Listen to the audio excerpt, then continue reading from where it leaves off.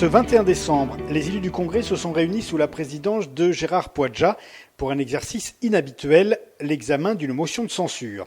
C'est la première fois en effet depuis la signature de l'accord de Nouméa en 1998 qu'une telle initiative était prise. Par ce texte, 11 élus voulaient mettre en cause la responsabilité du gouvernement. Avant la lecture de la motion par l'un de ses signataires, le député Philippe Gomez, le président du Congrès a ouvert la séance en évoquant le passage du cyclone Evan sur Wallis. Avant de commencer nos travaux, je voudrais que nous ayons une pensée particulière pour nos compatriotes de Wallis et Futuna.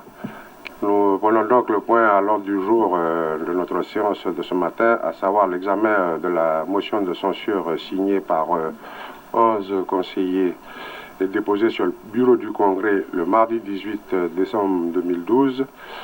Je vais donc demander au secrétaire général d'apporter toutes les précisions utiles sur le déroulé de notre séance.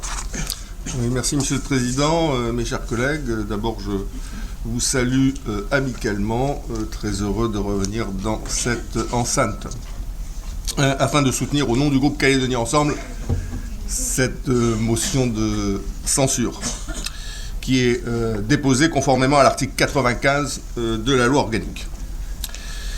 Pourquoi ?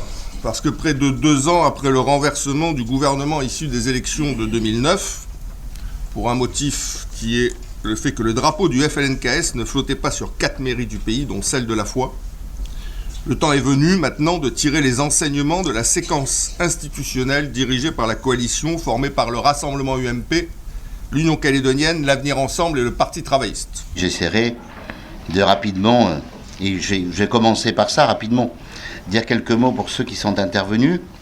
Pas tous, mais je ferai un résumé.